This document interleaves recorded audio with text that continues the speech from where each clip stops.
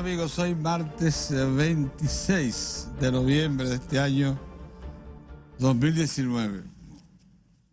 Bueno, la comunidad financiera internacional, representada por el Fondo Monetario Internacional, está alarmada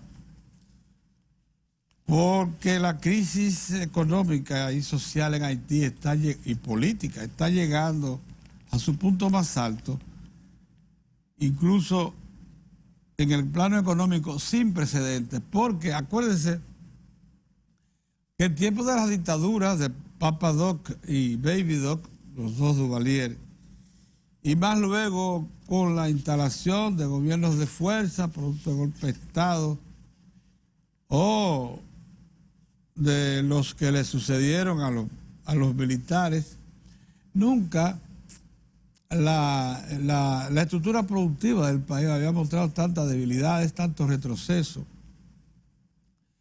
La inflación no se había disparado hasta más de un 20%, como es ahora. El Producto Interno Bruto apenas supera el 1% de Haití. Y yo creo que está más relacionado con remesas que otra cosa. La estructura productiva en el campo, fundamentalmente de alimentos básicos, ha prácticamente desaparecido. Los cultivos de arroz, los cultivos de maíz, un país que vive de esos dos granos. La industria azucarera en Haití prácticamente se siembra caña, únicamente para producir alcohol, un alcohol no muy bien manejado, en refinerías antiquísimas, en destilerías antiquísimas, que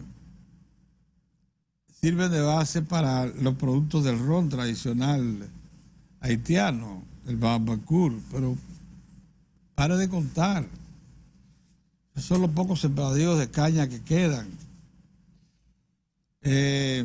Poco café, aunque queda algo en las montañas. Y ya. Entonces la mayor parte de los alimentos que consume el pueblo haitiano son importados, tanto de su vecina República Dominicana como del mercado internacional. Es un país absolutamente dependiente del exterior para sus actividades básicas, todas las actividades básicas, principalmente la provisión de recursos, vive de remesas y de donaciones, y después la provisión de alimentos básicos, todo importado. Así no hay futuro. Así no hay futuro. Entonces dice el fondo que la situación en Haití se ha agravado y que está cerca de generar consecuencias devastadoras para esa sociedad. Que el estado económico y social en que se encuentra Haití en este momento no tiene precedentes. Yo lo creo. A nosotros hemos tenido la oportunidad de ir unas 3 veces a Haití, una con Papa Doc, una segunda con Baby Doc y una tercera oficial cuando acompañamos al presidente Leonel Fernández, la visita aquella oficial que se nos armó el rebú allá mismo cuando fuimos a inaugurar la universidad que se le donó a Haití. Y es verdad que este cuadro que se pinta hoy de escasez de combustible, de alimentos básicos, de divisas para adquirir alimentos, etcétera, ese cuadro no existía. En los tiempos de Papa Doc y de Baby Doc, o sea, de las dictaduras, en Haití había un mínimo desarrollo turístico que generaba bastantes recursos, había cultivos, arrozales en lo que llaman el plató central. Se cultivaba bastante café, el café haitiano de muy buena calidad, ellos lo lograron situar en los mercados internacionales. Pero todas esas cosas han prácticamente desaparecido. Es una situación ruinosa. sin perspectiva la que está viviendo Haití. Y eso, lógicamente, está repercutiendo en la República Dominicana porque una cantidad apreciable de haitianos deben estar cruzando la frontera por la vía que fuese. Son 396 kilómetros de frontera que tenemos por tierra. Y muchos de esos puntos son vulnerables, reconocidos por las propias autoridades. Imagínense usted entonces el flujo de haitianos ilegales que tienen que estar circulando por el país. La mayoría de ellos sin ninguna documentación que los identifique. Muchos de ellos portadores de enfermedades que ya fueron erradicadas aquí. Y es un verdadero peligro esta relación con nuestros vecinos para lo que significa preservar ciertos niveles de sanidad y formalidad también, porque fíjense lo que acontece.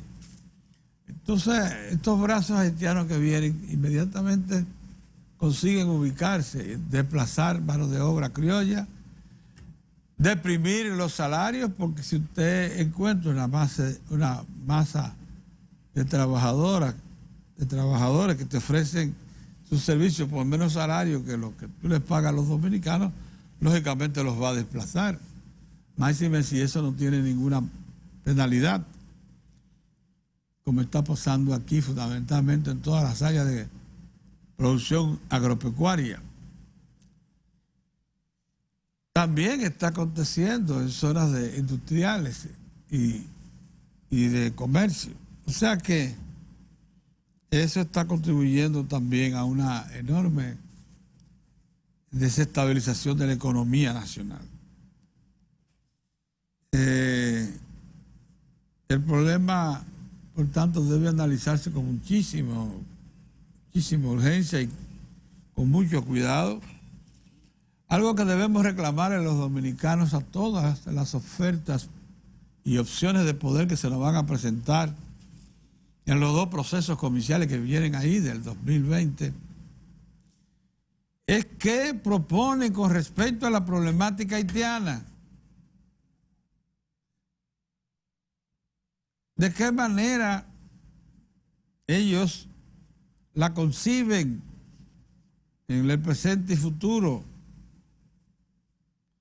¿Cómo evitar que siga siendo el mayor obstáculo el desarrollo económico, social y hasta institucional de los dominicanos?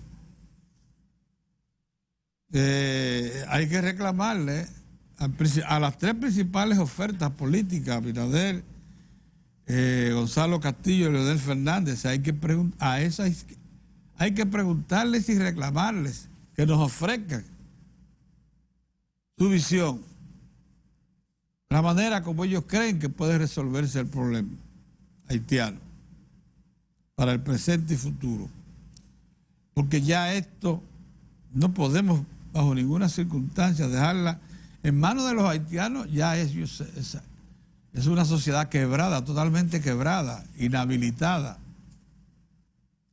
Entonces, la comunidad internacional cada vez más expresa su desconfianza por el futuro de Haití, por tanto no quieren intervenir, no quieren participar en la problemática haitiana. Fíjense ustedes cómo el Fondo Monetario Internacional acuerda una asistencia, la discute, la tiene lista, pero entonces le pide al gobierno que vaya adelantando las medidas de corrección de la economía que ellos reclaman para poder aplicar el acuerdo. Pero la primera fue incrementar los derivados de petróleo, o sea, los combustibles, suficiente para desatar eso que ustedes ven ahí, pobladas por todo el país. La situación en Haití llega a un punto en que el Programa Mundial de Alimentos, el PMA, de Naciones Unidas, que siempre la ha asistido, tiene muchas décadas asistiendo a Haití todos los años, con una provisión de alimentos, porque Haití califica como parte del recipiente del programa PMA. No puede estar planteándose detener el programa hasta tanto encuentre una fórmula para organizar a los haitianos en tierra y tirársela desde el aire por avión, porque por tierra no pueden transportar alimentos. Son cantidades grandes para 2.5 millones de personas que ellos tienen identificados que están en el borde de la hambruna, de la muerte por falta de alimentos. Están pasando realmente los efectos de una hambruna. Pero ¿cómo llegar hasta ahí si los asaltan por el camino? O sea, una nación que perdió totalmente el control de sí misma. El gobierno no tiene un lugar de destino, un palacio, una casa de gobierno formal. Ahora mismo se desconoce incluso dónde despacha el presidente Moïse. Pero así no. Nosotros hemos cometido errores históricos. Uno de ellos es no conocer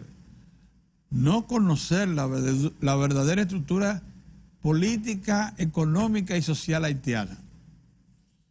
Nos hemos pasado décadas de espalda a esa realidad. Los medios de prensa dominicanos ni siquiera corresponsales tienen en Haití.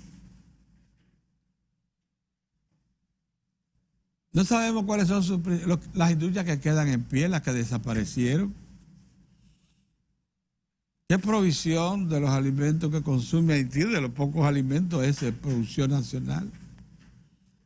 Lo suponemos porque sabemos que zonas enteras de producción ya no lo están. Que desapareció la industria azucarera, desaparecieron los ingenios, ya no hay. Quedan molinos para producir alguna melaza para entonces procesarla y extraer alcohol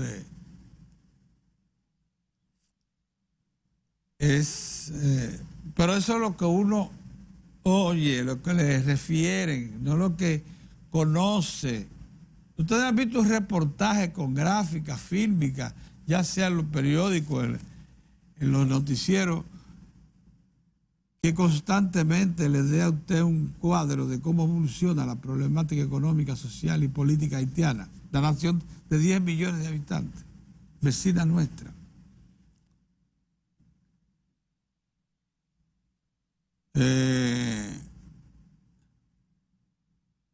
Que vamos a tener que llevarla por todas nuestras vidas.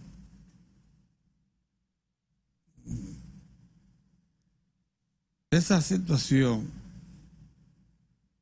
Nosotros, por ejemplo, hace tiempo que llegamos a la dura convicción de que la única manera que podemos mantener la estabilidad, la predictibilidad de nuestras relaciones con Haití, o sea, con tener una poblada, con tener enfermedades, paso masivo de personas sin ningún... Es tirando un muro, y un muro de última generación, no cualquier muro. Porque no hay forma de respuesta, ni siquiera en el mediano plazo. Usted la decide hoy y el mediano plazo no alcanza para que usted dé una respuesta eficiente, contundente a esa problemática. Estamos hablando de otro tipo, fundar industria, crear colaboración, motivar a la comunidad internacional para que invierta masivamente en Haití, incorporar esos brazos haitianos a algún tipo de actividad productiva, fundamentalmente zonas francas, desarrollar de este lado industrias que puedan darle uso a esa mano de obra, montar cerca de la frontera infraestructura de generación eléctrica masiva, ahí en Manzanillo, suficiente para suplir a un país que tiene entre un 8 y un 10% nada más de la población haitiana que tiene energía eléctrica. misma proporción más o menos agua potable.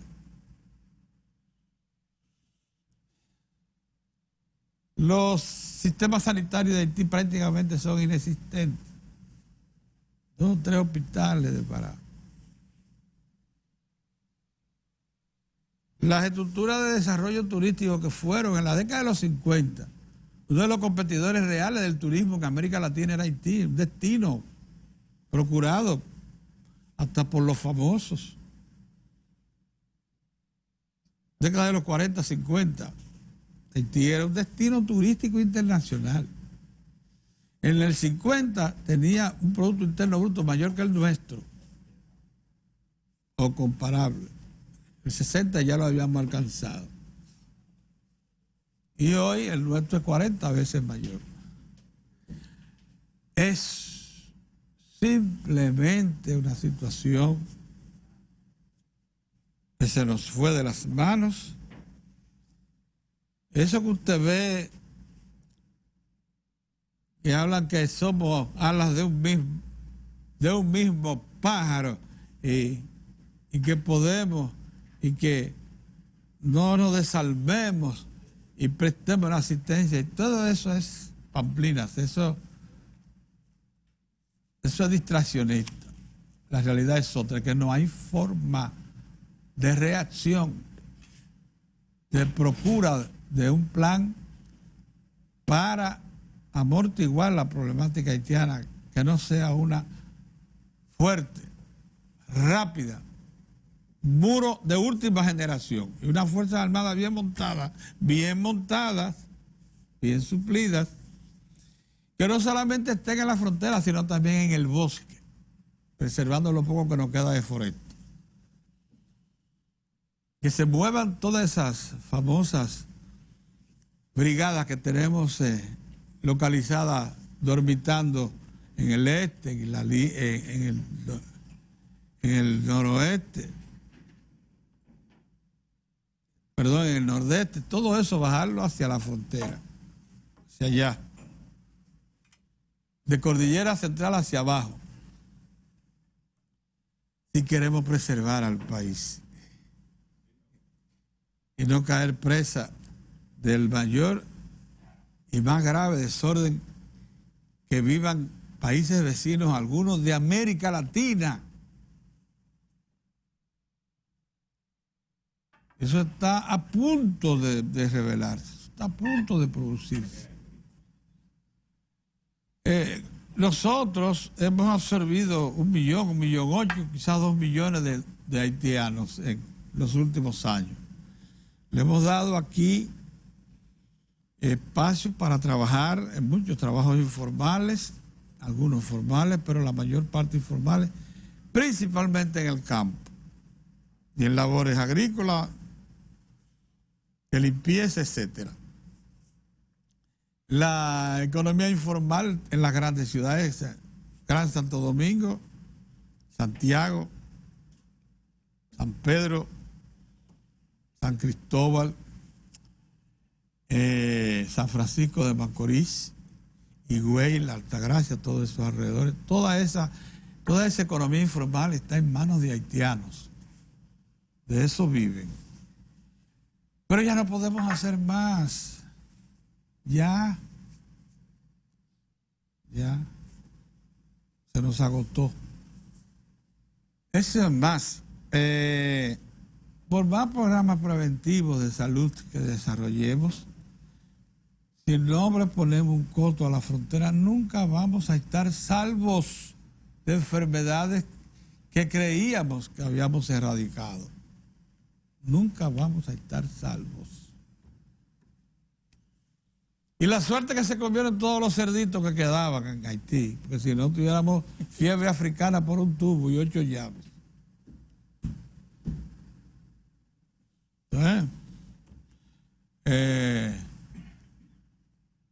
Cólera.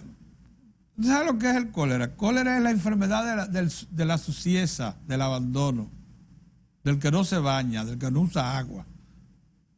Bueno, aquí hemos tenido brotes de cólera también. Un país que cuando vamos a Europa o Estados Unidos se alarman porque nos ven bañándonos todos los días. Allá no se bañan todos los días, es una vez a la semana. 1 y 2 veces a la semana en Europa. Oye, buenos días, Mozart. Estoy planteando las cosas. ¿Qué cosas tú estás planteando? No, experiencias vividas para que la gente entienda de cómo nosotros podemos transformar todo nuestro estilo de vida si seguimos dejando esa porosa frontera abierta como está. Todo lo que conocemos hoy, que nos deleita, que nos entretiene, que nos caracteriza, todas esas formas de vida las podemos perder en un santiamén. Eso que ustedes ven en los periódicos principales, esos titulares acerca de Haití, esa advertencia que hace el Fondo Monetario Internacional, advierte Haití va camino a una crisis devastadora, que no va a ser posible hacerle frente. Eso es lo que dice los diarios. Eso lo hemos estado advirtiendo aquí. No es así, aquí en Diario de Ecuador desde hace años. Por siempre. Desde hace muchos años Por siempre. En eso. No hay manera de que se nos haga caso y ya simplemente ahora las autoridades reaccionan, pero es que se van a quedar cortas porque la reacción es tardía. Es como pasó con las dunas de Baní. ¿Sabe cuándo fueron, Mozart? Ya estaba parcelada las dunas, con solares y todo. Pero lo sacaron. Y cantidades enormes de material. Pero sacaron la gente de ahí. De grava. Y la sacaron. Sacaron a toda esa gente. No, porque no. Te pregunto si ¿Sabes qué fue lo que hicieron? Ellos tiraron alambres y cercaron.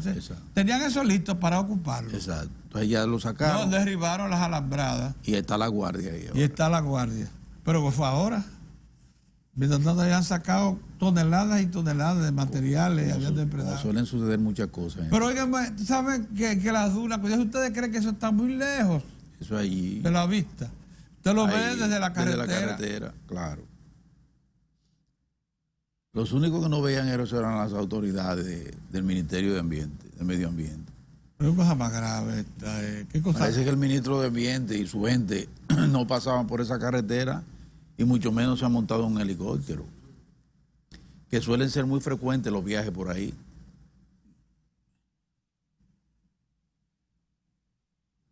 Te digo a ti que uno... ¿Pero a dónde vamos a llegar? Después cuando le dan el golopón, entonces reaccionan y se molestan y se enfurecen. Y viven fuñendo la pista después, rumiando. Pero no hacen lo que tienen que hacer.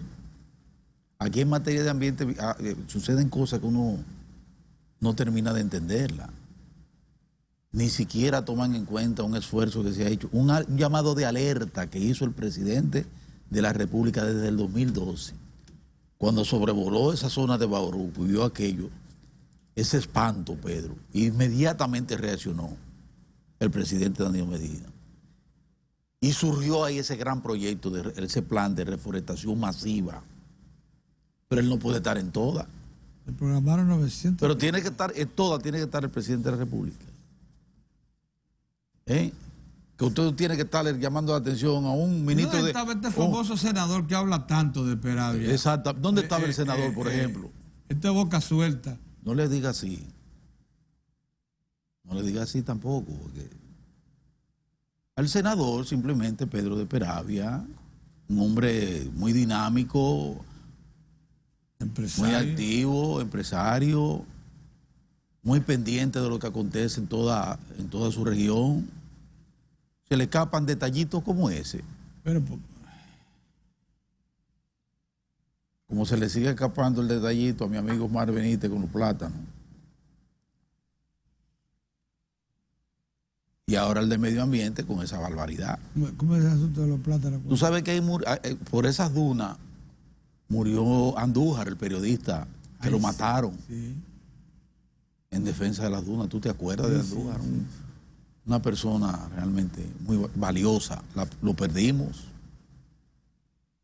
Porque la mafia que opera con eso de sí, que ha estado por décadas, por generaciones.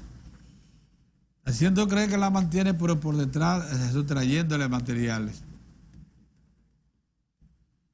Pero bueno, No, ya tú, culminaste tú. Se habían parcelado. Culminaste tú. Hoy, ya él terminó. Mozart, se habían parcelado. Usted está oyendo, ¿no? Las dunas. Quiero hablar de... Mira, ya, vamos a dar hay muchos temas, pero voy a soltar la cosa diciendo que ayer se dio a conocer el último el informe del IMAE, Mozart, ya el formal, el oficial de septiembre. 4.8 en 9 meses. En los primeros 9 meses. Estos 9 meses. El gobernador del Banco Central... a tiro de gil para colocarlo en el 5%. Y tú vas a ver con ese viernes que viene y diciembre, cómo se dispara eso. Sí, para culminar el último trimestre, ustedes van a ver. Podemos conseguir el 5.2, que es el propósito. O sea, eso está a la mano. Eso viene por ahí. Aún en estas circunstancias. Aún en circunstancias. Y además con este cambio de temperatura que está cambiando un poquito ya, Pedro. Sí. Sí. Una brisita. Pero oye, una cosa. Ayer todo eso motiva a la gente a salir. Recibí en mi casa a mis vecinos que tienen una propiedad en Constanza. Ellos son de Constanza. Y me comentaron que este fin de semana pues, se produjo un aguacero que inició a las 3 de la tarde. Y terminó al otro día, más o menos a la misma. ¿Cómo? Una cosa continua. Que arrasó. Pero eso no, así no. Que produjo crecientes enormes. No, pero así no. Tanto tiempo así. En Constanza, sí. Más de 12 horas. La estimación, mucho más, casi 24 horas. Fresco.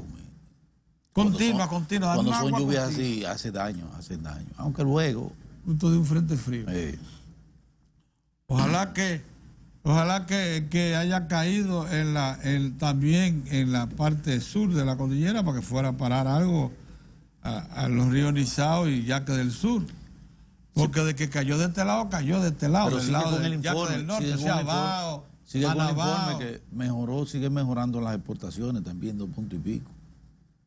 Sí, pero ¿qué orégano da pasar de los 10.000 millones de dólares? Es que no es fácil, Pedro.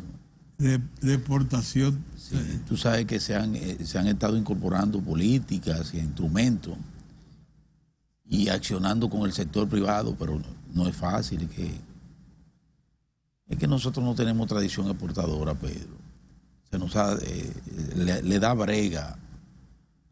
Y aquí ha habido trabas de mucho tiempo, que eso se ha ido resolviendo. Pero no es tan fácil. Y la competencia también, que no creas tú que es juego. Nosotros tenemos ahí... Yo siempre me he quejado de que en materia de lobby, por ejemplo, no somos buenos para la colocación y para la preservación y para la conquista de nuevos mercados. No somos buenos en eso. No somos, no. Y entonces... Esos son de los detalles que uno tiene, pero mientras tanto hay que sí observar que ha habido ya un cambio y que va en la dirección correcta. Estamos creciendo 2 puntos y pico por ciento, 2.9 me parece, en los 9 meses. En los 9 meses del año yo pienso que eso es una buena señal. Esa es una buena señal. ¿Qué están haciendo realmente? Esa es una buena señal. Hay que proseguir en esa dirección. Y vamos a ver, porque todo esto en medio de la tormenta electoral que lo frena todo, Pedro. Si no lo frena, por lo menos lo desacelera, como ha sido parte de la desaceleración. No es que lo frene, pero desacelera. Desacelera, Pedro. Se estimula inversión. Sí, estimula porque quien tiene unos chelitos lo piensa 2 veces, ¿tú entiendes? Y entonces tú ves políticos vaticinando truenos y rayos y centellas. ¿Qué uno puede esperar? Si aquí viven haciendo advertencia y con el cuco de que nos vamos a convertir, que vamos en la ruta hacia Bolivia, hacia Chile, vamos a convertir. ¿Y qué es esto? Entonces todo eso crea un ambiente de incertidumbre, Pedro. Pero bueno, mientras eso acontece, nosotros tenemos noticias muy importantes. Miren, con el tema ese de los feminicidios o femicidio, hay una situación ahí de cómo... Es feminicidio. Es feminicidio. Sí. Bueno, si tú lo dices está bien, pero... hay varias cosas. Lo primero es resaltar un estudio del INTEC que habla muy bien de la forma en que las mujeres que han recibido atención del despacho de la Vicepresidencia de la República y del Ministerio de la Mujer muestran una gran satisfacción con lo que está aconteciendo con esos programas de atención. Las que han llegado a eso. Las que han llegado ahí. Que se sienten satisfechas. Se sienten altamente satisfechas con ese trabajo. Esas son cosas que en medio de esto, que es un terrible, es una pandemia, usted dirá, pero ahora mira cómo viene este. Sí, tengo que alentar las cosas positivas para ver si se incrementan esas cosas positivas. Entonces el INTEC hace ese levantamiento y da a conocer eso, es interesante. Pero además algo muy importante, mira, hay una disposición ya que le va a permitir a los fiscales inmediatamente trancarlo al hombre que tenga un mandato de alejamiento de una dama y que no lo respete a la chirola. Sí. Sin chistar, preso. Sí. Se le acercó demasiado, preso. Sí. Ya vamos avanzando en esa dirección. Entonces esas son cosas importantes también. ¿Tú me estás entendiendo, Pedrito? Sí. Esas son cosas. Y hay un estudio que me mandó muy bien José Manuel Luna Valiente, esos dos economistas nuestros, José Manuel y Julio Ortega, todos. Dile a José Manuel que yo los únicos correos que yo no borro son los de él. No, yo borro correos por un tubo, pero los de él yo siempre lo presento. No. Yo tengo Entonces, correos viejísimos. Mira, él manda ahí un estudio. Él manda muchos documentos. Sí, sí, muy importante. Él manda ahí uno sobre el estudio que se acaba de hacer, reciente de este año, del asunto de los feminicidios en toda la región. Y tengo el espanto de que estamos entre las 4, el número 4 de mayor cantidad entre Centroamérica y el Caribe de violencia contra la mujer. Para los que todavía no se espantan de eso y no reaccionan, reaccionemos. Ay, Mozart. ¿Sabes cuántas mujeres mueren ahora en Guatemala? México? En México. ¿Sabes cuánto al año? Sí. Más de 3.000, 10 por día. Sí, es una cosa terrible. Óigame, en eso México, es espantoso. Ay, Dios mío, en México son 10 eso es por día. 10 mujeres por día mueren en México. Para que ustedes lo sepan, una cosa espantosa. Entonces nosotros tenemos que ver cómo esas estadísticas, yo le he dicho a ustedes, esas dos pandemias, que es los feminicidios y la muerte por accidentes de tránsito, hay que enfrentarla, pero con mucho vigor y con una gran capacidad de integración de toda la sociedad con el Estado para poder frenar esas dos pandemias, porque es que están íntimamente vinculados con la conducta, desde niño, de cómo se va la cultura, el machismo por un lado, sí, porque incluso cultura del machismo, esa violencia que se genera con esa velocidad,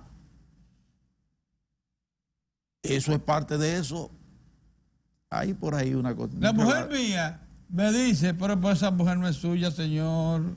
¿Tú no has ido a esa expresión? Sí. Una expresión lo más natural. Sí. La mujer mía me dice, pero yo creo. Pero ven acá. Sí. Mi mujer, pero ¿quién le ha dicho? Una cosa terrible, terrible. Entonces, esos son datos estremecedores que uno tiene que tienen que llamar la atención del país. Y eso es importante.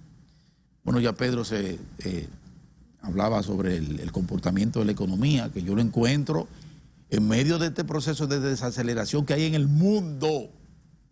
Desaceleración mundial, para que no vayan, ¿verdad? Donde el que menos ha sentido ese proceso es la República Dominicana. Uno de los que menos ha sentido ha sido la República Dominicana. Primero porque ha sido una economía que ha tenido un comportamiento realmente ejemplar, con autoridades responsables que lo monitorean, que la monitorean día a día y que se adelantan, porque aquí hay visión. Se adelanten, están pendientes de los asuntos internos y del entorno internacional. Y desde que ven cualquier escaramuza extraña que pueda poner en peligro este proceso de estabilidad, inmediatamente actúan. ahí están los hechos. Miren ustedes como el primer trimestre tuvimos, oye Pedro, en piquera, era una situación delicada, pero las autoridades reaccionaron de inmediato. Fíjense con el turismo que nos dio en la madre. Inmediatamente también reacciones. Lo que hubo, una escaramuza también con el mercado, un mercado vital como es el mercado cambiario, el mercado de la moneda. Inmediatamente también estaba la inyección al pecho, porque tenemos una economía que está garantizado ese mercado, con un flujo ahí de caja, con unos chelitos, tenemos alrededor de 7,000 millones de dólares en reserva, que nos sirven a nosotros de elemento que ante cualquier eventualidad tenemos la capacidad de respuesta para eso. Y se ha puesto de manifiesto eso también. Esas son de las cosas, de los detalles importantes.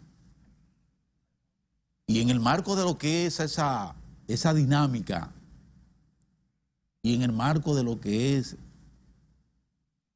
el proceso de redistribución que tanto reclamamos, y que vemos que felizmente también a eso se une con su estilo, con su forma y de acuerdo a sus intereses, pero positivo también, el reclamo de los propios empresarios que a través del CONET hablan ya de que en la riqueza participemos todos. Es así, Pedro, que dice que la riqueza sea para todos. La riqueza para todos. Eso dice el CONET, lo que quiere decir una mejor redistribución, ¿verdad? Entonces esas son cosas, esos son detalles importantes, positivos también. Y en ese marco, entonces yo resalto. Incluso que la oposición programas, ha habido crecimiento. Sí, la oposición reconociendo con Luis Abinader. Sí. Eso ya son pasos. Sí, aunque le ponen su aderecito, como se lo puso Seara Hatton, que le puso de una vez un aderezo. Pero el líder de ese partido y de la oposición reconoce, Luis Abinader, que el crecimiento es real, que está ahí. Por primera vez. Algo que no reconocían, Pedro, pero por nada lo reconocían. Bueno, ya lo están reconociendo. Esos son detalles importantes también. Ahora, de esos detalles importantes, uno de los que a mí más me motivan es lo que sigue aconteciendo con el programa de titulación, Pedrito. ¿Tú me estás entendiendo? Pedro, ayer 400, ¿cuántos fueron ayer? 870 títulos de propiedad en Sabana Grande de Boyá. Y ya superamos por mucho los 50,000. Vamos por 65,000 títulos entregados. 65,000 títulos de propiedad. Señores, de propiedad. Eso tiene un valor. Y es un programa que se lleva con tanto entusiasmo por parte de las autoridades que están involucradas con eso, desde la gente de titulación, ¿verdad? Sí. Con Dantes, que está haciendo un trabajo maravilloso. Emilio Rivas, el que está en el Instituto Agrario Dominicano, que estuvo mucho tiempo en la aseguradora Agrodosa. Y por supuesto con la voluntad política, el deseo ferviente del presidente de la República, que se ha enfocado en eso. Y entonces tenemos resultados como eso que nosotros esperamos. Por lo menos Gonzalo Castillo lo garantiza, porque ha dicho que va a garantizar continuar con todos los programas y procesos de reformas maravillosos que ha llevado el gobierno, en adición a lo que él pueda, si llega a ser presidente, incorporar para hacer más sostenible, más vigoroso el proceso de desarrollo del país. Entonces nosotros esperamos que de la misma manera los demás que aspiran a la presidencia de la República tomen en cuenta programas tan importantes como ese de la titulación, para no detenerlo nunca jamás. Anoche una entrevista de Leonel Fernández, el CNN, nunca jamás habló del crecimiento económico dominicano y de cómo el PLD a su paso por el poder ha creado riqueza y ha elevado el estándar de vida de los dominicanos. ¿Y dónde lo dices? No, yo la vi, la entrevista. ¿No? Pero ¿por qué no reseñan eso? Sí, hombre, debiera reseñar eso. ¿Por qué no reseñan que el presidente dijo eso? Importante. Porque reseñan en la otra, la campañita en contra de la Junta Central Electoral. ¿Por qué no reseñan ese tipo de cosas? Yo no lo vi, pero tú sí. Tú dices que la viste y que habló de eso. Eso es importante. Buenos días, don Orión. Buen día, buen día. ¿Cómo te va, Orión? Muy bien, ¿y ustedes, Haití señores? está en llamas. Haití está mal. Sí, ese es uno de los temas que Caramba, lo que está es preocupante. Porque, saludos amigos, saludos. Gracias por estar con nosotros en Diario de Cuatro. Veo que él viene, está por ahí. Él está por ahí. Pero seguro. Él está así, está por aquí. Qué bueno, qué bueno, qué bueno. Y ahí está el doctor Ramón Puello Báez. Una estrella, una persona que nos honra, que pertenece al equipo mediático. Bueno, señores, yo quiero dos temas hoy. Los dos son internacionales, pero de alguna manera impactan en la vida dominicana actual. El primero es Haití. Un informe como el del Fondo Monetario Internacional usa la expresión de devastadora. La situación de Haití podría ser devastadora en el largo plazo.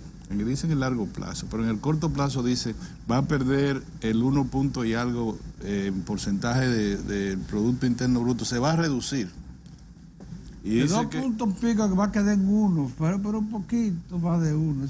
Pero además dice que la situación inmediata de Haití es estabilizar su economía. Dice no hay recursos, porque al no poder firmar el acuerdo con el Fondo Monetario Internacional, entonces se quedó corto, no hay recursos. De divisa para ningún organismo multilateral le va a dar ayuda hasta que no firme con el fondo, y el Parlamento es inexistente.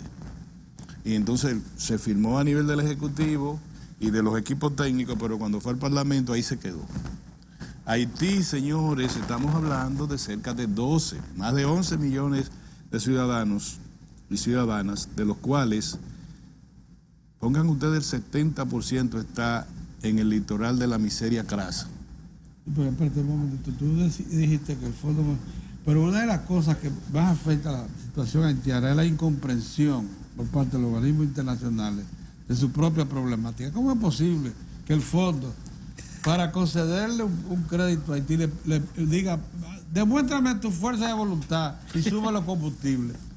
Sí. ¿Qué tú crees que pasó? La mecha. Encendió la mecha. Encendió la mecha. De todas maneras, lo que nosotros estamos viendo de este lado es el efecto que tiene sobre la República Dominicana. Yo aprecio mucho que el jefe ¿cómo se llama? La Armada Dominicana ahora, el Ejército. Sí, defensa. No, la Armada. O la Armada. La Armada. La Marina que se llama. La Armada Dominicana es la Marina. La Marina. Pero el Ejército es el Ejército de la República Dominicana, sí. El Ejército. Pues estén constantemente vigilando la frontera. Pedro, ya no aguanta más Haití. Ya la gente tiene que entender, y yo no lo veo en el tema de la clase política dominicana. No lo veo en el tema, no veo ninguna propuesta. Incluso yo pienso ya que la República Dominicana debería tener un liderazgo a nivel internacional en llamar la atención sobre lo que está pasando en Haití. Lo ha hecho, pero de manera muy tímida, aprovechando la silla que tiene en el Consejo de Seguridad de Naciones Unidas y su liderazgo en la Organización de Estados Americanos, pero no lo ha hecho con tanta digamos, con fortaleza. No. A mí me parece, señores, nos vamos a sorprender un día con un problema en la frontera. Creen como que la frontera dominicana tiene un acero, un muro, sí. Y no se dan cuenta que no hay nada. Que nadie lo La pasa. Frontera de Colombia tuvo que ser, sufrió un colapso, por ponerte un ejemplo. Y es Venezuela, que tiene petróleo, ok, la crisis, Venezuela tiene un decrecimiento de un 12%. Pero son gente que de alguna manera se la buscan para comer, pero hay millones de venezolanos fuera. Y es por tierra que se pueden ir. 4 millones. Sí. La frontera de Ecuador, la frontera de Brasil. Y un periplo peligroso. Y eso es tomando... Pero aquí quisiera yo llamar la atención, decirle... No parece prudente, no creo que lo van a hacer, que ningún haitiano se va a tirar al mar que se lo coman los tiburones. No es fácil. La frontera de la República Dominicana tiene 391 kilómetros de largo, la frontera terrestre, Y por el mar se puede entrar hasta nadando, por el pedacito que hay por ahí por Pedernales. O sea, ahí mismo. De jabón tú le das un chin la vuelta y ahí mismo está. No, pero todo eso para que lo sepan. Y la violencia en Haití, es verdad, se ha centrado en Puerto Príncipe, en ciudades cercanas importantes, pero el día que se arme cercano aquí, no hay guardia que aguante eso. Segundo, pongan ustedes que por una situación que se dé, cualquiera que sea, 2, 3, 4 muertos. ¿Qué ustedes creen que va a pasar a nivel mundial, el manejo de esa información? No, mejor ni pensar en eso. Pongan ustedes, ok, un grupo de haitianos decidió con la hambruna. Es tal el hambre que se está pasando en Haití, que los productores de huevos dominicanos dicen que todas sus calamidades se la están atribuyendo a que los haitianos no pueden comer huevo. Huevo, Pedro, huevo, que se llevan una fundita, 4 huevos, para comérselo con lo que sea, con galletas, que compran muchas galletitas. El huevo salvó a la humanidad. El huevo se come con lo que sea, y los haitianos toman por un lado, en una funda plástica, 6, 7 galletas de esas de harina, y 4 huevos, y se lo llevan, desayunan, comen y cenan. Familias enteras haitianas, para que lo sepa, Pedro, si tú no lo sabías. Yo lo vi en Indonesia. No, pero aquí, ahí en Haití tú lo puedes ver. De 30 millones de unidades de huevos que se comen los haitianos mensuales, es decir, 1 millón, 30 millones mensuales, 1 millón diario. Los haitianos se comen 1 millón de huevos diarios dominicanos. ¿Tú sabes cuántos se están comiendo? 10 millones. El 33% de lo que se comían con su relativa normalidad. ¿Qué ha pasado eso? La industria avícola dominicana tiene problemas porque está ingresando al mercado 20 millones de unidades de huevos que debieron irse para Haití. O sea que por baja disponibilidad, es por disponibilidad, no porque no lo deseen. Es que pero no tienen claro, que lo que te estoy diciendo es la miseria, Pedro. Pero si tú no puedes comprar huevo, no puedes comprar parte de pollo que compras, no puedes comprar cemento, no puedes comprar equipo de materiales de construcción. No pueden comprar huevo, no pueden comprar nada. El segundo, dicen que el segundo, y a veces para los efectos del intercambio comercial, es el primer socio comercial de la República Dominicana en términos relativos, porque nosotros le compramos menos de 10 millones de dólares.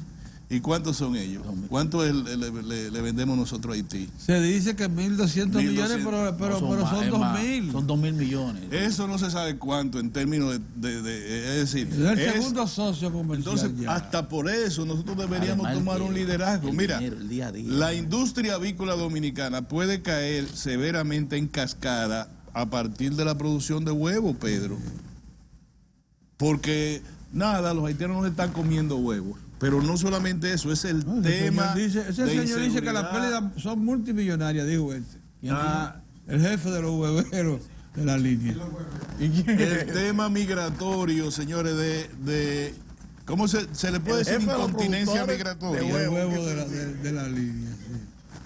Pedro, ¿se puede decir incontinencia migratoria como si fuera el problema urinario? Sí, claro que sí. Aquí puede producirse una incontinencia migratoria. Posibilidades de pero nada, ¿cuánto? El 0.1% de la población haitiana que diga, ya me harté de pasar hambre, que me maten en la frontera. Como lo hacen los venezolanos que le estaban dando... Cualquier ser humano que el ser humano, el 0.1% de la población haitiana significan miles y miles de personas en la frontera. ¿Qué tú crees que va a hacer la Guardia? Y pon tú que nada más de ese 0.000% que representan miles de haitianos, Dios no lo quiera, mueran 5 haitianos. ¿Qué situación tendríamos nosotros a nivel internacional? Señores, pongámoslo, pero aquí la clase política dominicana le gusta las cositas fáciles, en los temas. En los temas, sí. No te metan en eso. No. Le dicen a ver los asesores políticos, a los candidatos, no te metan en eso, no te metan en eso, de esa vaina no te metas, para que no dañe tales familias, tales cosas. Tú no oyes que los medios de prensa no tienen corresponsal en Haití. Ninguno. Por ahí. Señores, cuando llevan a la frontera... Es de espalda que vivimos. Nuestros amigos empresarios de Santiago lo llevan a su zona franca. Pero esa zona franca es protegida por la Guardia.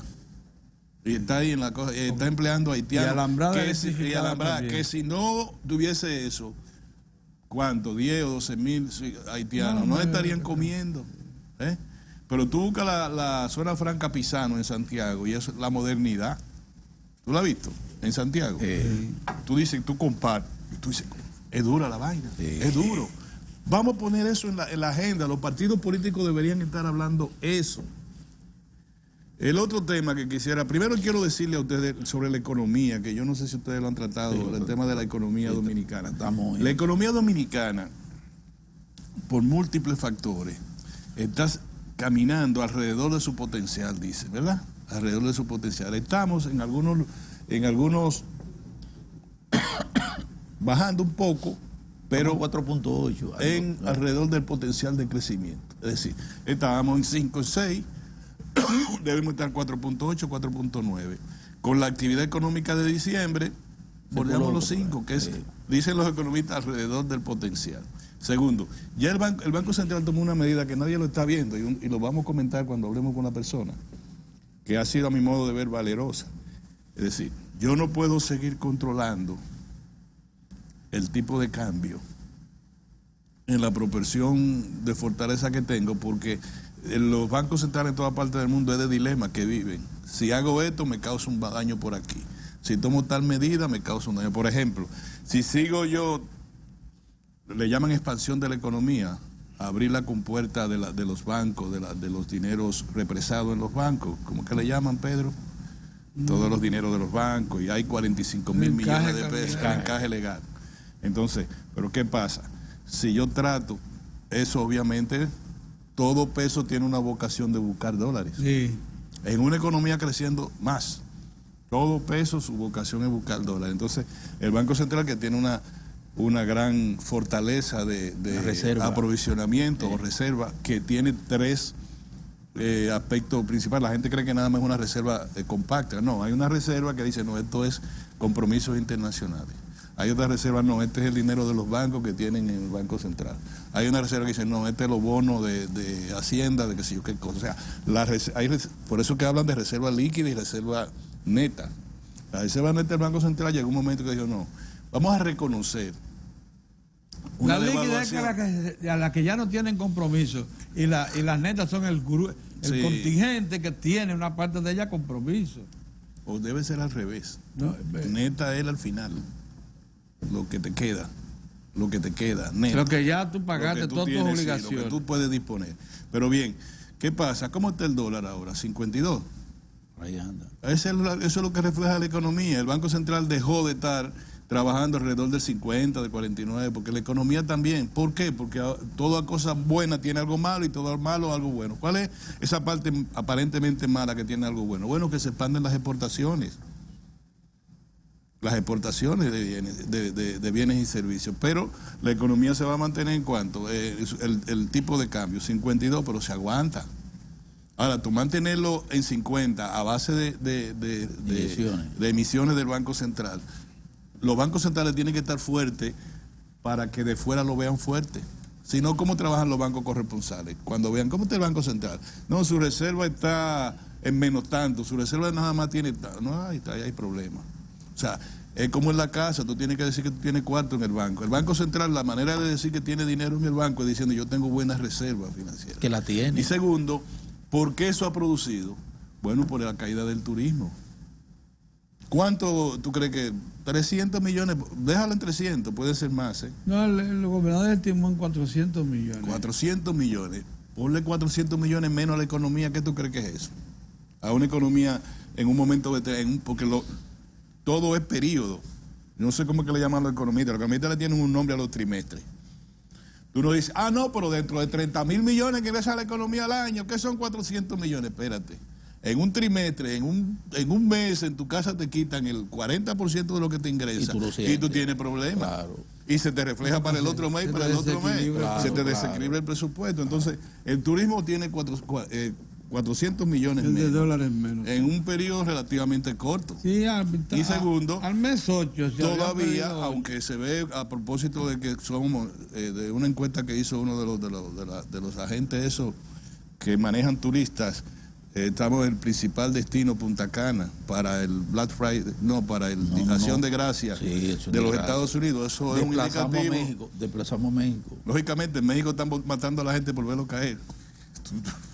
Pero nosotros vamos bien, porque vamos recuperando. 10 mujeres diarias se tiran allá. 10 mujeres matan en México. 3.000 y pico al año. A donde quiera aparece una foto. Una locura, hombre. Esa es una de las economías. Es para que la gente sepa lo importante que es de aquí a febrero que el liderato o el liderazgo político entienda que no le puede hacer daño a la economía con un discurso levantista. Exactamente. Ese uno. Y dos, lo último que quiero decir, Mozart, que nosotros nos gusta analizar, a nosotros tres y a Héctor, lo que está pasando en Colombia y lo que pasó en Uruguay, cada cosa en su contexto. En Uruguay, evidentemente la derecha ganó, ¿verdad? Porque son 28.000 votos y están contando 35.000. ¿Qué tú crees si ellos ganan 10.000 de los 35? La oposición tendría que ganar el 90% de los votos observados y son 35.000. Giro a la derecha. Giro a la derecha, eso parece que es imposible de evitar. Giro a la derecha. En la nación más estable de América del Sur. Ellos le llaman centro derecha. No, hombre, derecha, incluso se alió con la extrema derecha. Sí, que Uruguay.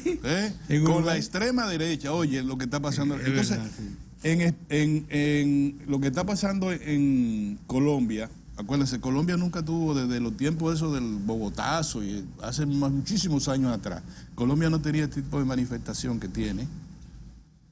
Fíjate que con el viraje a la derecha, tarde, o el viraje muy fuerte a la izquierda también, las dos cosas, tarde que temprano las masas serán, y no es solo, las masas salen a las calles, y no es solo por el hambre, sino por la desigualdad. ¿Es correcto? Colombia no tiene hambre, más hambre de la cuenta, no, Colombia tiene más desigualdad. Chile no tiene más hambre de la cuenta, Chile tiene más desigualdad. Sí. Ecuador no tuvo más hambre, Ecuador tuvo más desigualdad. Entre Ecuador y Bolivia la desigualdad es étnica. En Bolivia, quienes manejaban eran los indígenas y ya los occidentales estaban hartos de los indígenas, comenzando por Evo Morales, que cometió el error de querer continuar 14 años después ante el pelotón de fusilamiento. Y en el caso de Ecuador era la explotación de los indígenas. Salieron y el gobierno de Salvador, el presidente tuvo que salir por otra provincia. Dije que vamos a trasladar al gobierno, no, huyendo a los indígenas, que eso sí matan rápido, Pedro.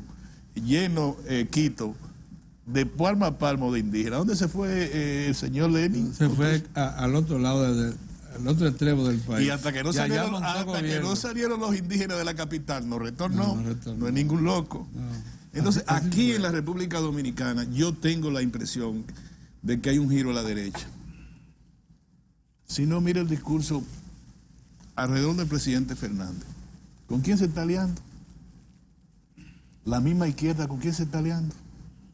¿Quién está encabezando el discurso político en la República Dominicana? La derecha. La derecha, sí. No es izquierda para que sea izquierda, ni derecha para que sea derecha. Lo único que diferencia en estos tiempos la derecha de la izquierda es la redistribución del ingreso. Redistribución del ingreso, Pedro. Lo único que diferencia a la izquierda de la derecha en estos tiempos es ser o no ser neoliberal.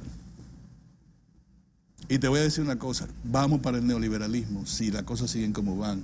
Por eso que yo le digo a Gonzalo Castillo, y me atrevo, si no le molesta, al presidente Fernández. Como viene de un mismo tronco. Retomen el discurso de izquierda. El único discurso de izquierda lo tiene el presidente y se va, el presidente Medina, y se va el 16 de agosto. Tú estabas hablando de entrega de títulos, tú no estabas hablando de entrega de títulos. Sí. Ustedes no están hablando de visita sorpresa, ustedes no están hablando de resolver el tema eléctrico por vía de que el Estado invierte en la zona. Tú no estás hablando de que de otras dos plantas, que caben dos más. ¿Qué es eso? ¿Eso es neoliberalismo? No, neoliberalismo hubiese sido dárselo a todos los manejar. ¿Cómo está manejándose el tema del crédito?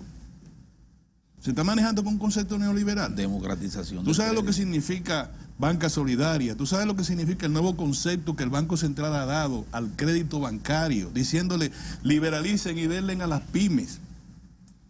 Liberalicen. Tú sabes que el dinero de la banca múltiple está llegando al campo, Pedro. Tú sabes que le están prestando, que no solo el Banco Agrícola que está prestando en el campo a pequeños y medianos productores. Tú sabes cuánto está manejando el FED, el Fondo de, ¿cómo se llama?, de Desarrollo Agropecuario. Tú sabes cuántos millones le han prestado a través de la visita sorpresa. Entonces, eso es lo que yo llamo un gobierno de izquierda, de centro izquierda. No es un gobierno que transforma la vaina, nada de eso. Ahora, cuando yo vi a Alianza País, ¿por dónde va?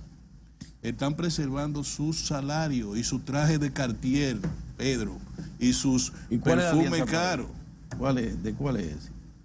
La alianza con algunos amigos ahí, ni siquiera le dijeron. ¿El grupo de quién?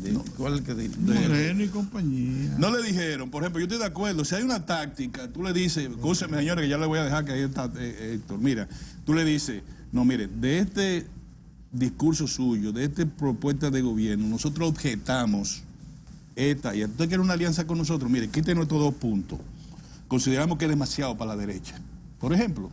No. Denme en el primer puesto de diputado nacional, ya. Ya tienen ahí 2 exoneraciones, ¿o no? Tienen 2 qué sé yo cuánto. Así no se puede, Pedro. Así no se puede. Ya mandan a La Coruña a hacer 2 trajes, bueno, porque hay que necesitar 2 o 3 trajes. ¿Tú sabes cuánto vale un traje? 100,000 pesos. Y yo en Agáchate Beauty del Bronx. Entonces yo lo que quisiera, hoy lo digo, y mira, quisiera que Moza lo anote y Pedro, mi preocupación es el giro a la derecha que está dando la clase política dominicana. Y yo digo, el único que tiene ahora mismo, mañana Pedro se amanece, yo cambio del criterio de mi preocupación, pero ahora mismo el único discurso y accionar de izquierda lo está encarnando con... Te lo tengo que decir. ¿Quiere que te lo diga que compensar? Lo digo compensar porque deberían haber más. El presidente Danilo Medina se va el 16 de agosto. A partir de ahí, Pedro, yo no sé lo que va a pasar. Hasta que yo no vea, se lo dije a Mozart por teléfono, hasta que yo no vea a González Castillo con no solamente que diga, todo lo que haga el presidente lo vamos a hacer. No, un momentito. Yo quiero ver un discurso un poquito más acabado, que vaya para la izquierda. Y al presidente Fernández, a mí no me gusta alguna familia. Pero déjalo de ese tamaño. Yo lo que sí le pedí esta mañana antes de ustedes 2 llegar fue a los 3 candidatos que lucen con potencial de alcanzar el poder, que fijen una posición definitiva y clara con respecto al problema haitiano. Que les hagan una propuesta al país, que den una visión y una propuesta de solución. Que no podemos seguir de espalda. Mira cuál es el discurso ya. No podemos seguir de espalda. Vámonos, que ahí está esto. Mira por qué yo tengo que estar preocupado. Este es el listín diario. Fondo Monetario teme crisis Haití desencadena y consecuencia devastadora. Es su principal, y miren cómo están los haitianos, ¿verdad? Nuestro querido amigo, apreciado amigo, orgullo para nosotros 3, el doctor Leonel Fernández. Dice González es un candidato ilegítimo por fraude en primaria. Ese es el discurso político. Abinader dice que la Junta Central tiene que ganarse la confianza día a día. Es un discurso. Eso es coyunturalismo, Pedro. Pero también Gonzalo Castillo dijo que segunda vuelta ni segunda vuelta. Ya ahí están 3 discursos. ¿Ese es el discurso? No. Te lo estoy diciendo a usted. No, ese no es el discurso. Vamos a esperar que el juego pase. Estamos en el primer inning. Segundo, tercer inning. Hace falta mejorar. Necesitan esos light no hay que ponerlo. Sí, recoger. Mira, hay un análisis, antes de irnos, hay un análisis del Financial Times hoy que dice que muy probablemente el gobierno de los Estados Unidos no tenga con qué pagar los gastos sociales, y particularmente la pensión, y que por eso hay una corriente muy sólida a nivel internacional que está planteándose hacer reservas en oro. Y ya el dólar no muestra mucha confianza. Ojalá. Ya debe de ese tamaño. Ya debe de ese tamaño. Vamos a hacer un alto, ¿no, verdad? Sí, vamos. Incorporamos a Héctor Tineo Nolasco. De Santiago. Periodista, historiador, abogado. Volvemos ahora. Y amigo de nosotros. Así es.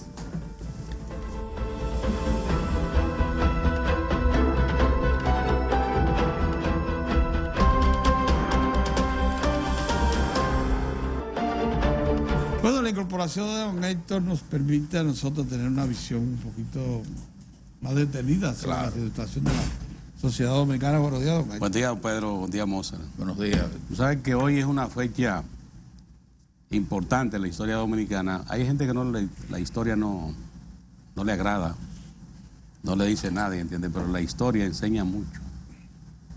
Y en el día de hoy fue el día 26 de noviembre que Estados Unidos el presidente Woodrow Wilson tomó la decisión de ocupar República Dominicana para establecer un gobierno de ocupación. Y el gobierno del presidente Wilson, año? 1916, 26 de noviembre de 1916. Ya el presidente Wilson Woodrow Wilson. había recibido la recomendación del Departamento de Estado el día 23 que ocupara militarmente a República Dominicana porque entendía que la situación de República Dominicana era la mejor salida. En ese momento República Dominicana no tenía capacidad para pagar la deuda externa. La República Dominicana vivía un sistema, una vida de inseguridad y de insatisfacción nacional. El presidente Francisco Enríquez y Carvajal, el médico, no el escritor, su hermano, el escritor periodista, es Federico. Este es el doctor Francisco Enríquez y Carvajal, presidente de la República, que había asumido la presidencia en julio. No tenía dinero ni siquiera para pagar el personal, la nómina pública. Entonces Estados Unidos, sobre esa base, tomó la decisión de, como República Dominicana había prometido en varias oportunidades que iba a pagar la deuda externa, la deuda con Estados Unidos, no pagaba. Dice que entre las causas decía que no pagaban, incumplían todos los acuerdos y que la situación dominicana era insostenible, y comenzó ese gobierno de ocupación que comenzaría 3 días después, porque Estados Unidos declaró la ocupación militar de República Dominicana 3 días después, el día 29 de noviembre de 1916. Es el gobierno de ocupación de Estados Unidos que se prolongó hasta el año 1924, que terminó la ocupación con antecedida de un acuerdo que establecía que República Dominicana celebraba elecciones y que celebradas esas elecciones se producía el acto de juramentación del presidente y que una vez juramentado el nuevo gobierno, las tropas de Estados Unidos se retiraban del territorio nacional. Esas elecciones se celebraron el 15 de marzo de 1924, salió electo Horacio Vázquez. Horacio Vázquez salió electo presidente para un periodo de 4 años. Luego vendría la situación en esa administración, para que ustedes vean que en la República Dominicana la gente es difícil entender los procesos. Este señor llegó al gobierno tras una crisis que provocó la ocupación de República Dominicana. Sin embargo, luego él en el gobierno, Horacio Vázquez, electo para 4 años, decidió seguir la rumba y a través de subterfugios legales se prolongó. ¿Y qué pasó con la prolongación? Que el 23 de febrero de 1930 le salió el diablo en el camino, uno de los que él había criado, el general Rafael Leónidas Trujillo Molina, que tomó a un grupo de funcionarios de Vázquez, oportunistas, lo endulzó y le dijo que tumbaran a Trujillo y que ellos iban a ser los jefes del gobierno. Fíjense que el que sería el primer presidente, Rafael Estrella Ureña, había sido uno de los ministros de mayor influencia de Trujillo. Y eso es lo que explica, se produce ese golpe y tras ese golpe establecen estos juguetes, presidente de la República, un juguete, pero ya tú sabes, esto es rápido, esta película termina rápida. Y ya en mayo de 1930 se celebraron elecciones. Oye, el golpe es el 23 de febrero, don Pedro. El golpe contra Vázquez es el 23 de febrero de 1930. Por cierto, que dice el doctor Balaguer en las memorias de un cortesano que él fue el que hizo la redacción del documento, el manifiesto. Balaguer dice que él fue el que redactó ese documento. Lo dicen las memorias de un cortesano de la era de Trujillo, el doctor Joaquín Balaguer. ¿Qué pasó ahí? Fíjese, el golpe es el 23 de febrero y ya Trujillo está montado con elecciones. Celebraron elecciones, unas elecciones en las que, imagínense, el jefe del ejército mandó a la guardia a dar palos. Asustaron a todo el mundo. Los miembros de la Junta renunciaron. Entonces vamos a unas elecciones sin Junta Central Electoral confiable, no la que pusimos para que legalice el asunto. Y así se montó Trujillo, más de 30 años en el poder. Pero fíjense cómo eso comienza como un juego. Un político que no entendió su presente, Horacio Vázquez, no lo entendió, se metió en juego. Ah, no, yo voy a seguir con la rumba, siguió con la rumba. Pero la rumba de facto solo duró 2 años, porque él debía entregar en el 28, él debía salir normal, como dice la Constitución, pero él dijo, no, vamos a modificar para yo seguir. 2 años después lo interrumpió Trujillo, el jefe del ejército, que logró, porque fíjate, el oportunismo entre la gente que sirve a los gobiernos, eso es extraordinario, señores. Un presidente de la República probablemente, Hipólito Mejía lo dijo, y digo que es una de las cosas que Hipólito ha dicho, que son pura realidad.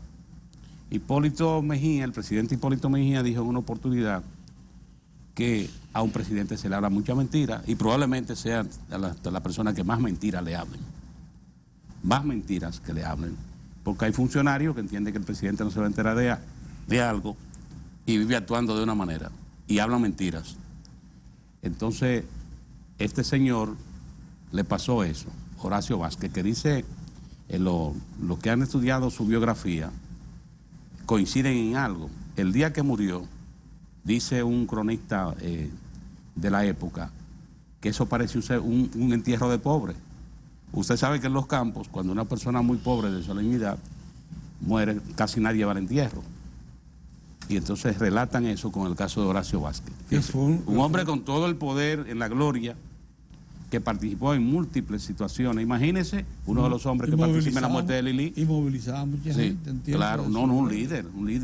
Imagínese un hombre que participó en la eliminación física del dictador Ulises Heró, un prócer de la República. Lo lamentable es que terminara como terminó y que la República Dominicana, en lugar de él dar paso a un régimen democrático, lo que le dio paso fue a una dictadura como fue la de Trujillo. Y mira, hay un detalle importante, Mozart y don Pedro, en esto. Ustedes saben, cuando se produce la intervención de Estados Unidos en República Dominicana, él era el presidente de su partido, él hizo una reunión, ustedes oyen, hizo una reunión Horacio Vázquez con los dirigentes de su partido, y usted sabe lo que le dijo. La intervención de Estados Unidos hay que aceptarla ya como un hecho consumado. Y ocurre que después, para terminar la intervención, en el acuerdo, él es el primer presidente. Horacio, el primer presidente, el hombre que fue montado en el poder para Estados Unidos salir como parte de ese acuerdo. Así se hace la historia. Recordar también hoy a Pedro Alejandrino Pina. Pedro Alejandrino. Nació en la capital el 26 de noviembre de 1820. Hay que recordarlo, un hombre fiel a su principio, sí, de los duartianos que salieron de la Trinitaria. Él es de los fundadores de la Sociedad Secreta de la Trinitaria. Pero fíjense la edad que tenía cuando participó en esa fundación, 18 años. Oigan, 18 años tenía Pedro Alejandrino Pina cuando participó en la fundación de la Trinitaria. Eran, jóvenes con una visión que hicieron posible República Dominicana. Teneo, reseñaste en el Diario Dominicano lo de la titulación. Ese es un tema, mira, eso de la titulación, ustedes, esa nota pasan así. Pero oigan lo que le voy a decir, entrar por dentro. Para que ustedes tengan una idea, ustedes han visto cómo, cuando vemos las estadísticas, cómo la producción de leche ha aumentado en República Dominicana. De 350.000 cuartillos vamos a 850.000 cuartillos. ¿Qué ha pasado en República Dominicana? Oigan esto. Hay uno por ahí que dice que la enciclopedia humana es no, señor. Oigan lo que ha pasado en República Dominicana. Con su boquita, que a veces lo daña. Oigan este detalle, don Pedro. Por ejemplo, ese asentamiento de las charcas, para que tengan una idea, ahí en Monte Plata, sí, de los títulos que se entregaron ayer. Ajá. En ese asentamiento, ¿ustedes saben cuántos litros de leche produce? 6.500 litros de leche. Pero hoy el de Pedro Sánchez, el de Juan Sánchez, ese te produce 8.600 litros de leche. Y tú dices, bueno, ¿qué quiere decir? Fíjate, ese asentamiento... Entregaron título ahí. 870 títulos. Esto es lo importante. Eso le da una garantía. Pero fíjate, eso se dispara. Fíjate lo que te digo, le hablan a la gente de metros. Miren, señores, hablen de tareas. Esa gente, la gente entiende. Si usted le dice tareas, por ejemplo, aquí está don Pedro Mozart. Sí. Si yo le digo, ¿usted sabe qué cantidad de tierra titularon? 16.000 tareas. Entonces ahí hay productores de yuca, batata, auyama, plátano, y están estos ganaderos. Eso es lo que explica cómo la producción de alimentos ha aumentado en República Dominicana. Y la seguridad alimentaria. La seguridad alimentaria. Alimentaria. Cuando se habla de que ya el consumo nacional de bienes que la gente demanda, 85% de producción nacional, todo esto lo explica, porque estos asentamientos sencillamente son sumas. Esa ley ya no estaba, don Pedro. Ya lo tituló por 65.000. Sí, pero la meta era 60. Pero lo de Monteplata, señores, es impresionante. 50 era la meta, no por 65. Ahí en Monteplata se han entregado más de 5.000 títulos.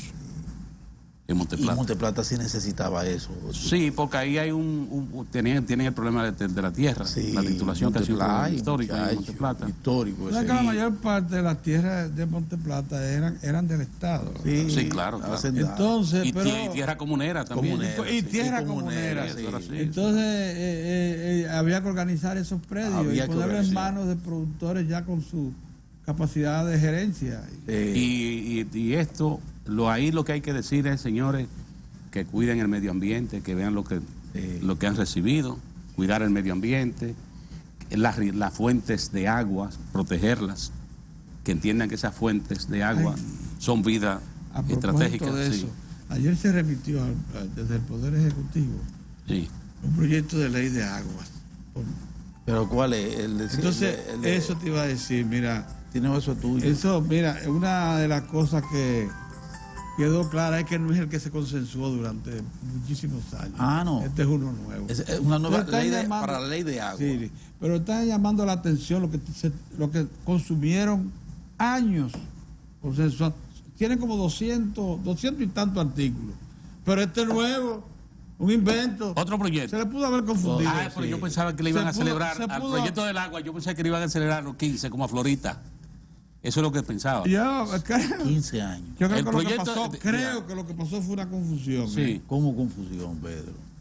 Bueno, sí, que en estos tiempos hay confusiones. Ese proyecto. La verdad es que el proyecto se readecuó. La verdad es que el proyecto del agua ha sido contenido por interés. Exactamente. Y ahora se readecuó. Que tiene que ver con la administración de los recursos nacionales. Así mismo. De tierra y agua. Espero que la Cámara de Diputados apruebe hoy, sin chistar, el préstamo del BID para la zona colonial. Déjese de cosas al presidente Leonel y a Abinader, que llame a su gente. Y al resto de la oposición. Que llame a su gente, que eso lo necesita. El país necesita. Hay que diferenciar una cosa de la otra. No jueguen con eso. Bueno.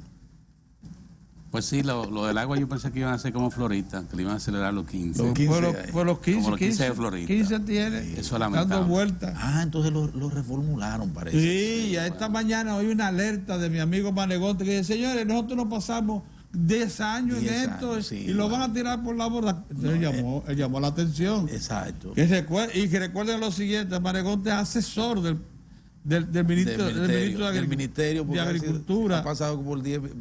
Y todos lo respetan. Y por cierto, es mano derecha de Omar. Son muy alcaldes los dos. De Omar. Sí, de Omar Benítez. ¿Cómo están los plátanos? Háganle caso. Pedro. ¿Cómo están los platanitos? ¿Siguen caros los plátanos? Pero los plátanos tienen doble situación, Mozart. Nosotros estamos en el periodo previo al invierno. Sí, que hay baja. ¿Qué ocurre? Que la producción de plátano, en la producción. a partir de octubre comienza una curva de descenso.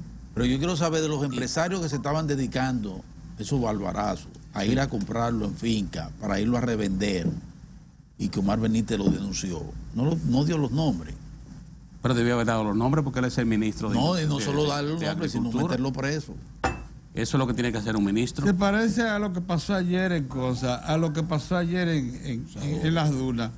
Van el ministro de Medio Ambiente. Eso sí fue penoso, me dio mucha pena. Y sacan a la gente. Pero mételo preso. A mí me dio mucha pena eso. Acúsalo. Que las autoridades de que fueran un operativo militar. Hay militares, caramba, que tienen que consecuencias. los militares que tienen que pasar cosas. Mira, yo creo que... Ir a ese espectáculo. Y te doy peso a Moriqueta que detrás de esa ocupación hay intereses políticos. Claro, ¿por qué no dicen los nombres? Protegidos por políticos de la ¿Por qué ciudad. no dicen los nombres de los ocupantes? A la sociedad deben darle esos nombres. Pero lo interesante líderes es el esos aparataje. líderes que Cuando aquí mantienen- hay un Ministerio de Medio Ambiente, el Ministerio de Medio Ambiente no veía nada. Exacto. Oye, esas son cosas que el país, a la sociedad hay que tratarla con cierto Y respeto. que no se corresponden. Y no jugar. Yo insisto con eso, no se corresponden con la voluntad del presidente, Eso es terrible. Eso es que ha terrible. estado detrás del asunto del ambiente, la preservación del ambiente, que ha hecho conciencia de eso y que ha actuado en consecuencia. Mira, El Mozart, presidente para no... con el asunto de la- Mire, oigan esto, del ambiente en el país. Para no interrumpir, porque se lo agota el tiempo, al entrevistado de hoy, que es Leocadio que viene. Leocadio, Y es bueno. muy importante para nosotros saber el momento en que está Punta Catalina. Vamos a una pausa entonces. Sería vamos a tirar la conveniente pausa. ahora Vamos al cambio agotar y- el último para que si él llegue no Exactamente. Vamos al cambio. Vamos al cambio.